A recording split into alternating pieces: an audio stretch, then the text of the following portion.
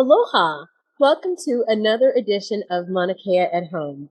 My name is Jamaica Marshall, and I am an outreach assistant at the International Gemini Observatory, a program of NSF's NORA Lab. Have you ever participated in a citizen science project? Citizen science is a collaboration between scientists and those of us who are just curious or concerned and motivated to make a difference. Everyday people are collecting data by taking photos of clouds and streams, documenting changes in nature, using smartphone sensors to help scientists monitor water and air quality, or playing games to help advance medical research. A citizen science project can involve one person or millions of people collaborating towards a common goal. Typically, public involvement is in data collection, analysis, or reporting. The Globe at Night is a NORA Lab citizen science program in which you can help raise public awareness of the impact of light pollution by measuring the night sky brightness in your area from a computer, tablet, or smartphone. Light pollution threatens not only our right to starlight, but can affect energy consumption, wildlife, and health. More than 200,000 measurements have been contributed from people in 180 countries over the past 14 years, making Globe at Night the most successful light pollution awareness campaign to date.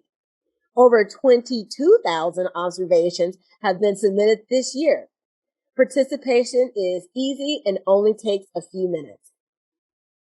Now, after identifying an area in your community where you'd like to take your observations, your backyard, for example, you're ready to begin.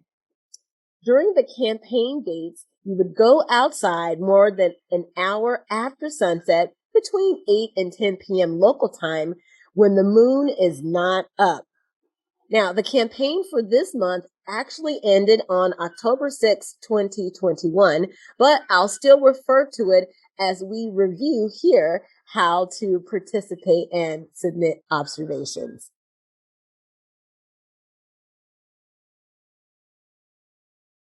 Now that you're ready to begin, your area needs to be ready for you to take your observations. So to do that, turn off as many lights as possible in the surrounding areas.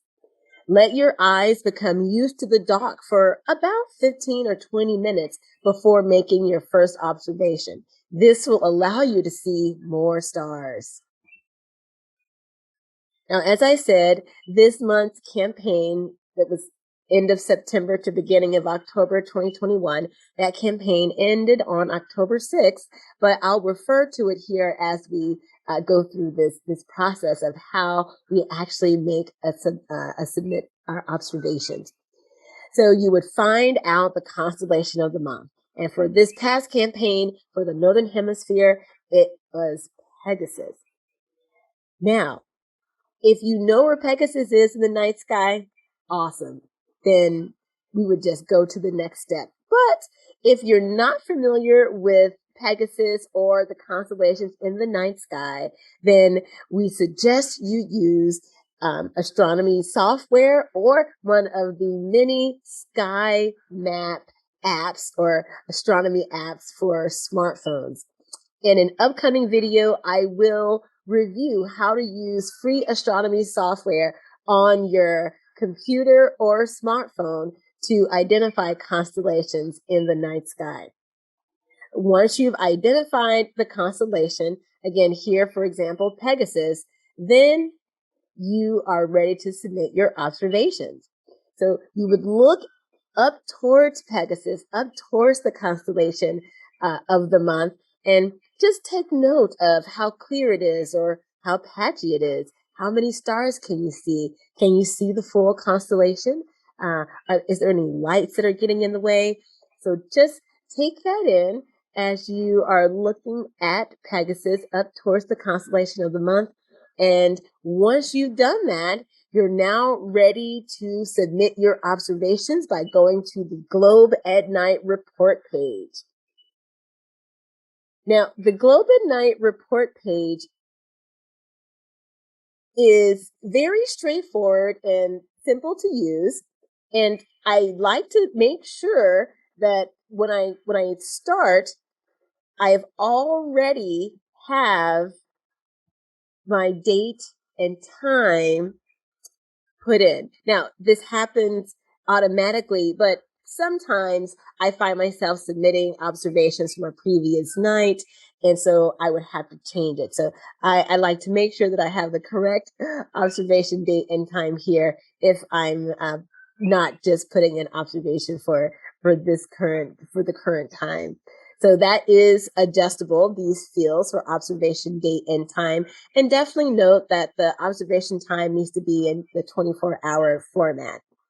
So this is filled in automatically, again, unless you change it to submit previous observations. Step 2, your location is also automatically added in here if your location is turned on in settings. If your location is not turned on in settings, then you can simply manually choose your location on the map and then simply check this box, location correct, and then you're ready to move on to comments about your location. Very brief. There are some examples here. Simple, are you in a rural area or are you in a suburban area? Are there large buildings or street lights in the vicinity? So just a few brief words to give some context to your location.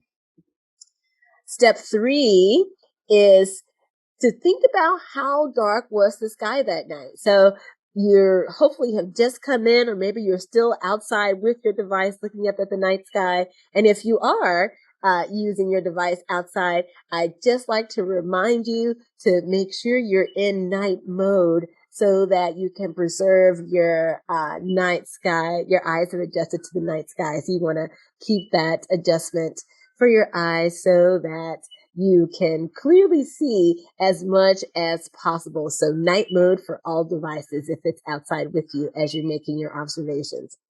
So you're simply going to choose here which of these images best matches what you can see from your site. Can you only just see Jupiter, or is the sky full of stars? Choose which image best matches what you can see. Step 4 are the sky conditions. Is it clear?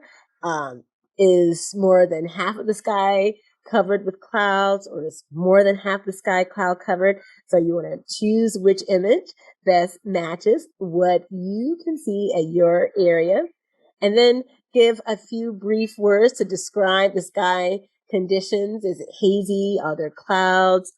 Is there any light, city glow around that's interfering with with the night sky darkness? And then step 5, did you use a sky quality meter? Now, if you don't have a sky quality meter, that's no problem. You can simply skip this step. And I'm going to skip this step here because in an upcoming video, we will review what a sky quality meter is, how to use one, and how to use a few apps that can also give you this same data that you can input here. So don't let step 5 throw you for a loop. You can totally skip it. It is optional. And step 6, are you ready to send your data? And if so, simply click Submit Data. Again, here you see there is an area to enter your email address. If you have a SciStarter account, you don't have to have a SciStarter account to submit your Globe at Night data. But SciStarter is a great place to get connected to lots of citizen science projects. And we will look at SciStarter, which does feature NORAD Lab's Globe at Night program, on an upcoming video. So once you've done that, hit Submit Data and you are all set. Okay, so in an upcoming video, we will look at the next campaign, which begins on the 27th of October and runs through November 5th, featuring the constellation Perseus.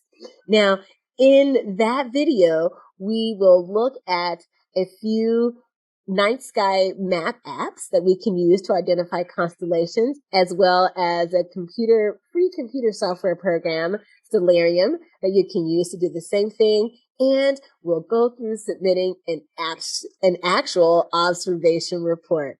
So check back here the week of October 27th, 2021 for our next Mauna Kea at Home video featuring the Globe at Night Citizen Science Project. Aloha.